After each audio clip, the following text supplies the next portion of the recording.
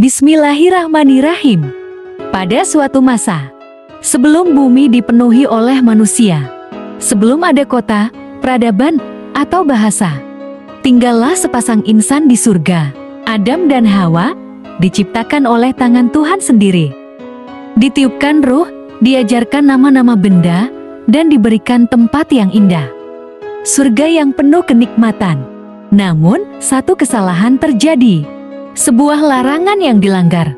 Sebuah buah dari pohon terlarang yang mengubah segalanya. Lalu, Allah berfirman, "Turunlah kalian ke bumi. Di sana kalian akan hidup, makan, minum, dan mati.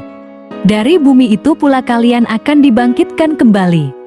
Maka, Adam pun turun ke bumi sendiri. Hawa juga diturunkan, tapi di tempat yang berbeda.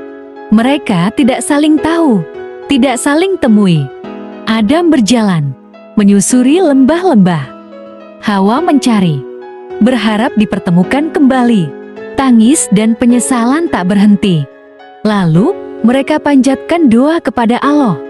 "Ya Rob, kami telah menzalimi diri kami sendiri. Jika Engkau tak mengampuni kami, sungguh kami termasuk orang-orang yang rugi." Allah Maha Pengampun, dan taubat mereka diterima. Bertahun-tahun kemudian, Adam dan Hawa akhirnya dipertemukan di sebuah tempat yang kini dikenal dengan Jabal Rahmah, Gunung Rahmat di Arafah. Mereka berpelukan, menangis, bersyukur, dan di sanalah kehidupan manusia di bumi benar-benar dimulai. Adam belajar bertani, belajar membuat pakaian, mengajarkan anak-anaknya ilmu, kerja keras, dan iman kepada Allah. Dari Adam dan Hawa lahirlah anak-anak yang kelak memenuhi bumi. Namun tak semua berjalan damai. Di antara anak-anak mereka, ada dua yang terkenal, Kabil dan Habil.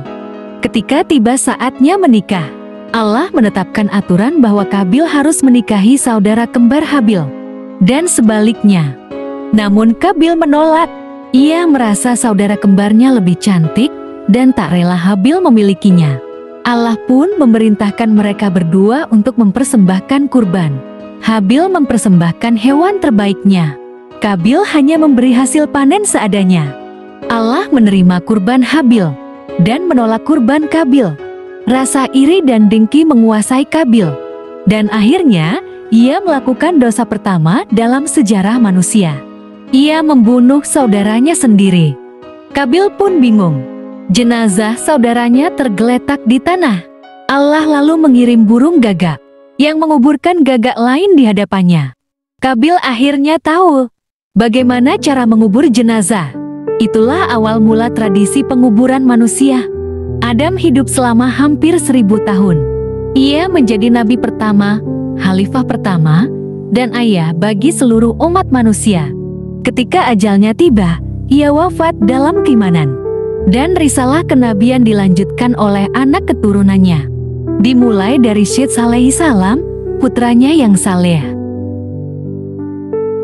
Dari kisah Nabi Adam, kita belajar bahwa manusia memang tempat salah.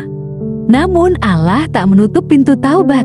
Bahwa kehidupan tak selalu mudah, tapi setiap ujian punya hikmah. Dan bahwa tugas kita di bumi bukan sekadar hidup, tapi menjadi khalifah, menjaga bumi, dan menebar kebaikan.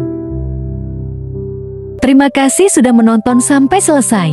Untuk sahabat beriman, semoga dengan membantu perkembangan kisah Islami ini menjadi amal jariah.